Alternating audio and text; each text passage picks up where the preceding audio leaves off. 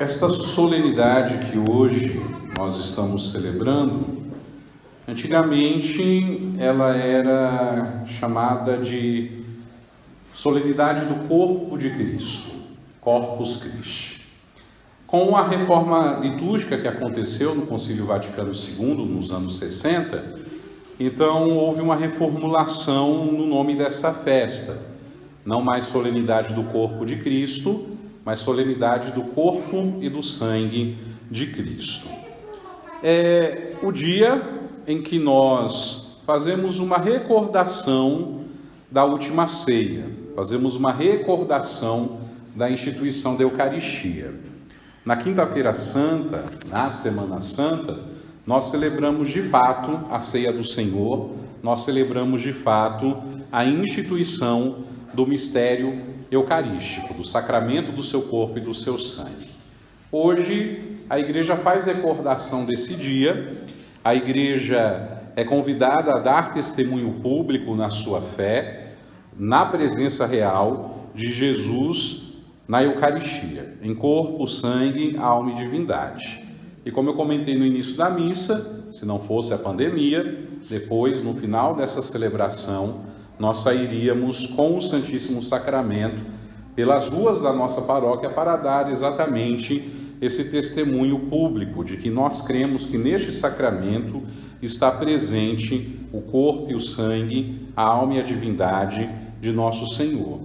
Jesus que é todo Deus, Jesus que é todo homem, o mesmo Jesus que nasceu em Belém, o mesmo Jesus que caminhou entre nós, que nos ensinou a vontade do Pai e o Evangelho, o mesmo Jesus que por nós morreu, ressuscitou, subiu aos céus e nos deu o Espírito Santo. Este mesmo Jesus está presente no sacramento da Eucaristia. Claro que não no seu corpo carnal, porque senão o que a gente faria seria canibalismo, mas sob o véu do sacramento, uma presença espiritual sem deixar de ser real, uma presença sacramental sem deixar de ser real, sem deixar de ser verdadeira. Do ponto de vista doutrinário, e na verdade do ponto de vista bem mais prático, quando a gente fala da Eucaristia, a gente sabe que é a hóstia consagrada que nós recebemos no momento da comunhão na Santa Missa. Mas as espécies eucarísticas são duas. Nós consagramos o pão, o corpo, nós consagramos o vinho, o sangue. Na maioria dos lugares, e sobretudo agora nesse tempo de pandemia, é mais usual se dar a comunhão numa espécie só, que é a espécie do pão. Mas ali não está só o corpo de Cristo. E por isso também que a festa mudou o nome.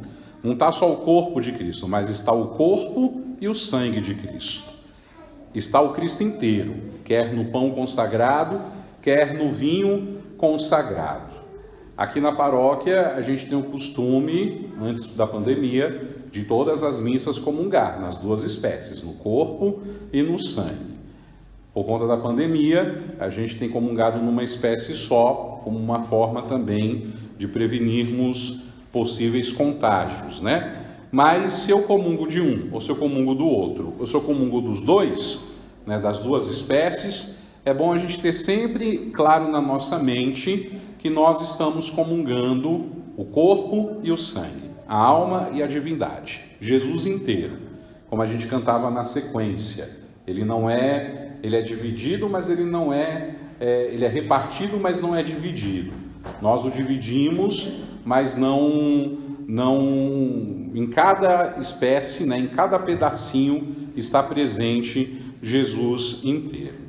Eu coloco estas informações para todos, para que a gente possa desenvolver aquilo que a liturgia da palavra nesse ano B, o ano que nós estamos vivendo no ciclo litúrgico, nos chama a atenção para refletirmos a respeito do mistério da Eucaristia.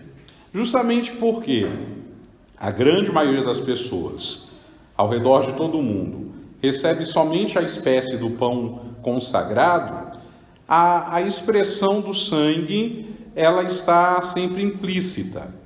Aonde está o corpo, aí também está o sangue do Senhor, como eu já disse.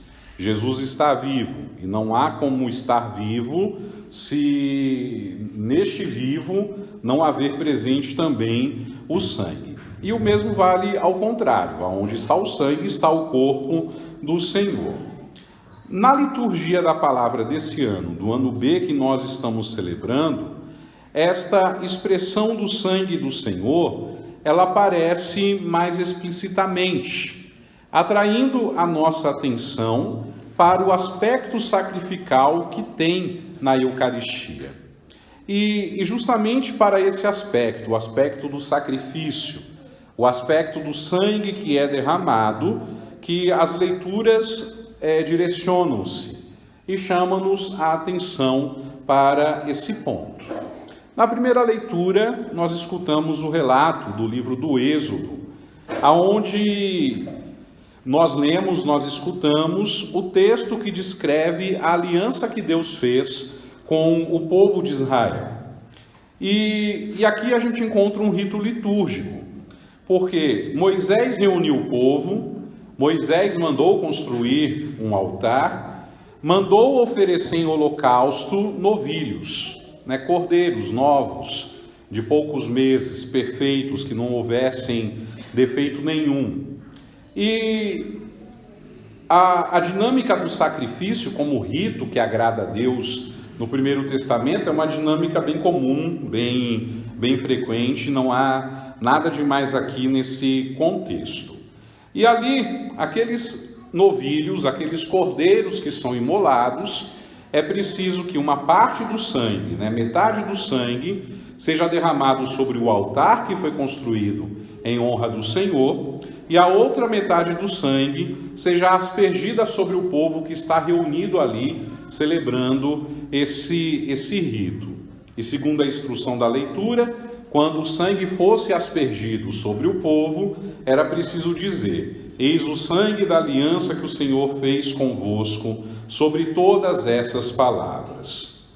Essa expressão, todas essas palavras, dizem respeito às palavras de Deus, que foram lidas em presença do povo. Palavras vindas do decálogo, da lei que Deus entrega ao seu povo por meio de Moisés. Leis essa que o povo já estão empenhando-se em observar, em vivê-la, porque eles estão testemunhando a realização de cada uma das promessas que Deus havia feito aos antepassados. Essa aliança, ela é bilateral. Ela tem a parte de Deus e tem a parte do povo. Uma aliança que é marcada com o sangue dos animais imolados oferecido em sacrifício. Deus garantirá a sua bênção, a sua presença, a felicidade do povo. Este sangue que é derramado no altar, que é aspergido sobre o povo de Israel, indica o laço espiritual a unir Israel a Deus. O povo oferece e Deus garante esse laço espiritual. Quando a gente olha esse rito que aconteceu muitos e muitos séculos atrás, a gente encontra algumas semelhanças com a missa que hoje nós celebramos. Porque antes de celebrar o sacramento propriamente dito, ou seja, consagrar pão e vinho, que daqui a pouco eu vou dizer melhor, é a atualização do único sacrifício de Cristo na cruz, lá onde ele derramou o seu sangue por nós, nós também ouvimos a palavra de Deus. Essa palavra é pregada, é proclamada, é pregada. E uma vez que ela é pregada, nesse momento que o padre está fazendo, ela deve encontrar lugar no nosso coração e a gente deve responder à palavra com a nossa vida, nos esforçando para vivê-la, porque vivendo a palavra de Deus, nós vamos viver na presença de Deus. Depois de palavra proclamada, pregada, respondida ou comprometida, a gente celebra propriamente o sacramento da Eucaristia. Essa antiga aliança que nós escutamos no livro do Êxodo, ela não só prefigurava como era um sinal da nova e definitiva aliança que Deus faz com a humanidade. Essa aliança é sancionada por Cristo. E conforme nós ouvimos no testemunho da carta aos Hebreus, na segunda leitura, ela é sancionada, não mais pelo sangue de novilhos, não mais pelo sangue de cordeiros, de cabritos ou touros, mas pelo próprio sangue de nosso Senhor Jesus Cristo.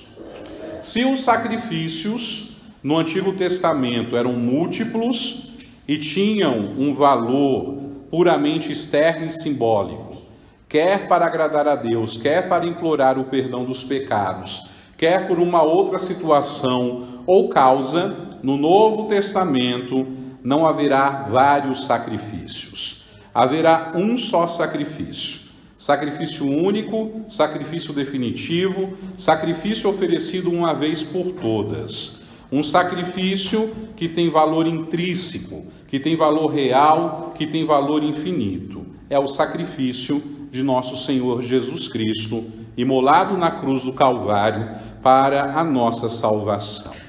Nesse sacrifício não há mais animais que são degolados, que são imolados no altar, não há mais sacerdotes que são oferentes ou ofertantes. Altar, vítima e sacerdote é Ele, é nosso Senhor Jesus Cristo.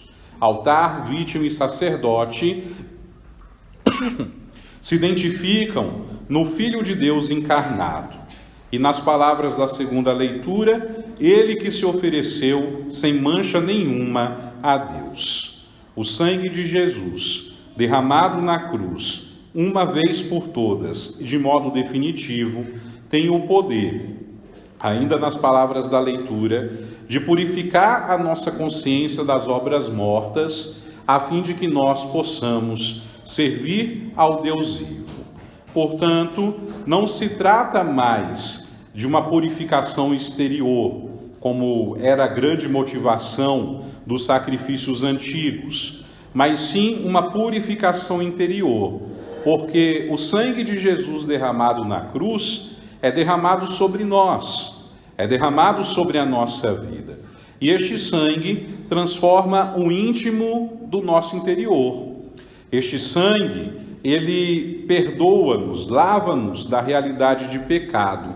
Este sangue derramado sobre nós, lembra-nos que nós estamos vivos pela graça e pelo amor. O sangue de Jesus derramado sobre nós nos lembra que assim estamos, vivos pela graça e pelo amor, para podermos servir ao Deus vivo e ao Deus verdadeiro.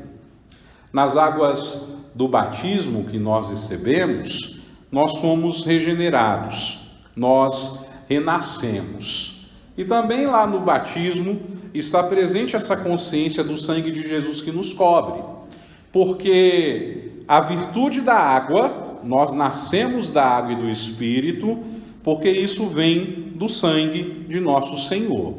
No alto da cruz, quando o soldado transpassa o lado de Jesus, do seu coração aberto pela lança jorram sangue e água. E nas palavras do apóstolo, na segunda leitura da missa, a gente vê a confirmação disso, porque ele diz: sem o derramamento de sangue não há remissão. Sem o derramamento de sangue não há o perdão. Não é o nosso sangue que é derramado, mas é o sangue de Cristo que foi derramado para que nós alcançássemos o perdão dos nossos pecados. Mas, antes de Jesus derramar o seu sangue precioso na cruz, ele quis doá-lo de forma antecipada aos seus apóstolos, naquela noite em que ele instituiu a Eucaristia, como nos lembra o Evangelho do dia, neste ano, segundo o evangelista Marcos. Marcos é aquele que traz a narração do evento da instituição da Eucaristia de forma mais resumida que os seus colegas Mateus e Lucas. E, embora ele tenha a versão mais resumida da instituição da Eucaristia, ele não omite a referência explícita ao sangue da antiga aliança, definitivamente substituído pelo sangue de Cristo. Aliás, em cada missa existe essa referência nas palavras da consagração. São Marcos dizia que Jesus tomou, depois de ter compartilhado o pão, um cálice, deu graças, passou para os seus discípulos e todos os discípulos beberam dele. E depois Jesus disse que aquele cálice, aquele vinho era o seu sangue, o sangue da aliança que é derramado por muitos. Os sacrifícios antigos cessam. Sucede os sacrifícios antigos, o novo sacrifício. Sacrifício esse que foi oferecido historicamente uma única vez na cruz do Calvário, mas que é renovado, que é atualizado sacramentalmente, cada dia, em cada altar onde houver um sacerdote a presidir a Santa Missa. E isso para que sejam aplicados os méritos do sacrifício de Cristo aos fiéis de todos os tempos e possam beber do sangue de nosso Senhor Jesus Cristo, como beberam os discípulos na última ceia, sob os véus do sacramento, na presença real e verdadeira dele na Eucaristia. É assim, portanto, com essa concessão da graça de Deus, que nos permite atualizar, renovar sacramentalmente o único sacrifício do Calvário na celebração da Santa Missa, que no sangue dele, derramado na cruz, nós vivemos e nós crescemos. É no sangue de Jesus que vive e cresce a sua igreja. É no sangue de Jesus que nós somos continuamente purificados do nosso pecado. É pelo sangue de Jesus que nós somos cheios da graça multiforme de Deus. É pelo sangue de Jesus que nós somos confirmados no amor. É no sangue de Jesus que nós somos reunidos como um só povo, um só corpo, uma só igreja. Se tudo aquilo que se diz referência ao sangue, se diz referência também ao corpo, nesse ponto, nós podemos dizer sem medo que o corpo e o sangue de Cristo, o sacramento da Eucaristia, eles são o centro da vida cristã. Eles são o sustento da vida cristã. São corpo e sangue imolados. Por isso, quem deles se alimenta há de aceitar participar do mesmo sacrifício, da mesma imolação de Cristo, abraçando com ele a cruz, aderindo com ele à vontade do Pai, mesmo quando o crucifica. Quem comunga do corpo e do sangue de Jesus deve ser capaz de oferecer-se, deve ser capaz de ser oferta no altar, em espírito de sacrifício e de expiação. Quem comunga do corpo e do sangue de Jesus está certo de que ele está presente em todas as provações e alegrias, em todos os trabalhos e também nas amarguras dessa vida.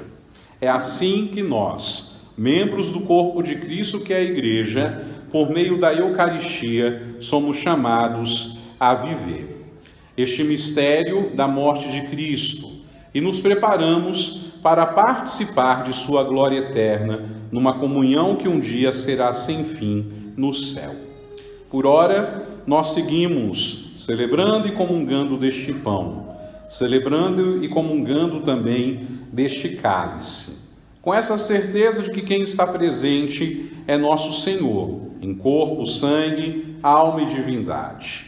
E a gente devia trazer, na nossa mente, no nosso coração, aquela certeza de que nenhum outro encontro que a gente possa ter na vida, por mais bonito, romântico e elaborado que seja, tem o poder de substituir este encontro.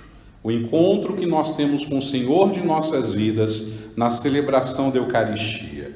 Daí aquele pedido que o padre faz todos os anos na solenidade de Corpus Christi, que a gente se esforce em não se afastar do altar, mas dele se aproximar cada vez mais. Porque tem jeito para tudo nessa vida, inclusive para a morte.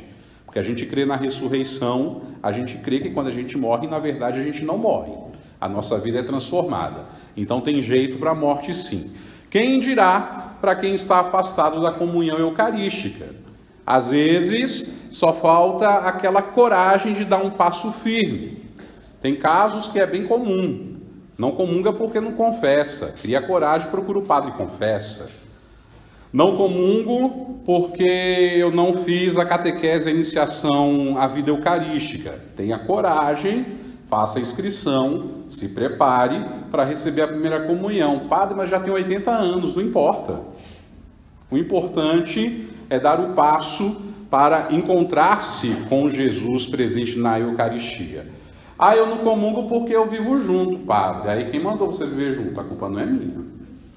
Mas se não tem impedimento para realizar o casamento na igreja, dá um passo, casa na igreja, regulariza a situação, para que você possa ser frequente da mesa do corpo e do sangue de Jesus. Ai, padre, eu casei na igreja, não deu certo, aí eu arrumei outra pessoa que é o amor da minha vida, dizem, e por isso eu estou impedido de comungar. É possível verificar se há a nulidade, se há a possibilidade de declarar aquele primeiro matrimônio nulo, contrair novo matrimônio e voltar a comungar. Aí quando vê o valor que tem que pagar, não deixa, eu vou ficar sem comungar. Pois é, tá vendo que tudo é escolha?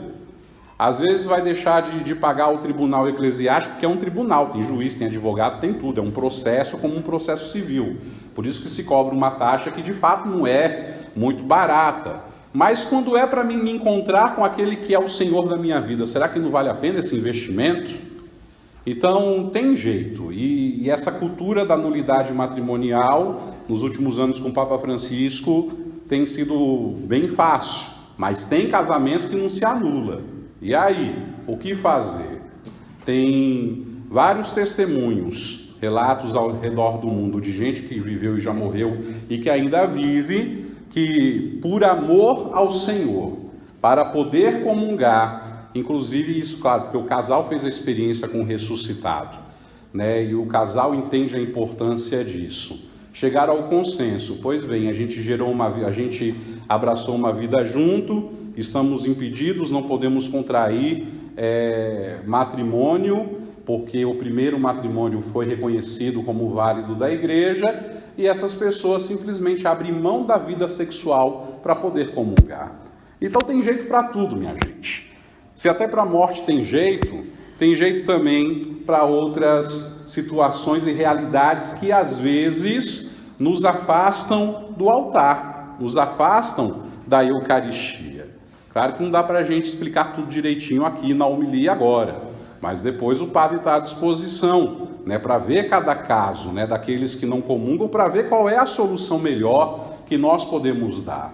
Mas nenhum de nós deveríamos estar distantes do sacramento. Estamos celebrando a missa, a Eucaristia é válida para todo mundo que está aqui. Comungando ou não, é Eucaristia, mas este sacramento não foi feito somente para ser contemplado, não foi feito somente para ser adorado. Ele foi feito para ser comida, para ser bebida. E não há forma mais íntima de nós estarmos unidos ao Senhor de nossas vidas. Ah, padre, eu quero casar para comungar, mas o meu companheiro ou companheira não quer casar. Ué, conversa. Coloque que o que está em prova é a sua fé. O fato de casar na igreja não significa que a criatura que não vem na igreja precisa vir na igreja todo domingo. É uma prova de amor e é para o bem, para a salvação daquela criatura que vem todo domingo na igreja, que quer comungar, que quer participar plenamente do corpo. É como dizia há pouco, minha gente, tem jeito para tudo, só não tem jeito para a morte. Se precisa, o padre vai lá conversar também, explicar isso direitinho, bonitinho.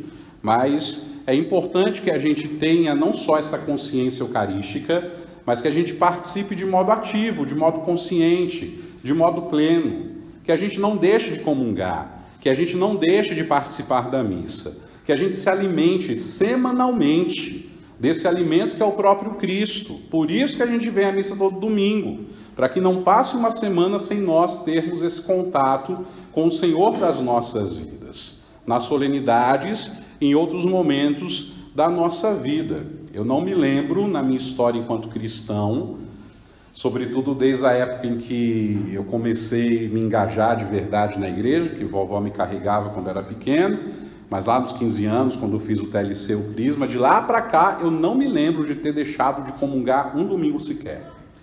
Mesmo quando eu estava em pecado mortal, eu tinha aprendido, entendido, que eu poderia comungar também, desde que, na primeira oportunidade, eu procurasse o sacerdote e me confessasse. E às vezes era no final da missa mesmo, chamava o padre, o senhor pode me atender? Se ele podia, ele me atendia, ou então marcava para os próximos dias, porque não tem desculpa. A desculpa quem dá é a gente e coloca na frente. Tem jeito para tudo. Se a gente tiver coragem e tomar a decisão, a gente não vai se afastar jamais desse sacramento que gera vida em nós e que está certamente nos levando para a realidade do céu. Nós adoramos este sacramento porque sabemos que ali está presente Jesus vivo, real, verdadeiro, no seu corpo, no seu sangue, na sua alma e divindade.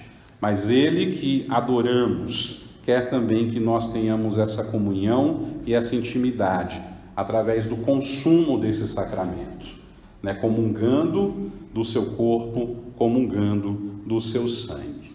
Que o Senhor dilate o nosso coração para que nós sejamos cada vez mais amantes da sua presença na Eucaristia, que a gente valorize cada missa, que a gente valorize cada adoração, que a gente valorize cada momento em que nós podemos estar diante da sua presença real. E Ele, que é alimento, seja sustento na nossa caminhada e nos encaminhe, né, por sua presença, por sua gloriosa paixão, morte, ressurreição, a realidade do céu.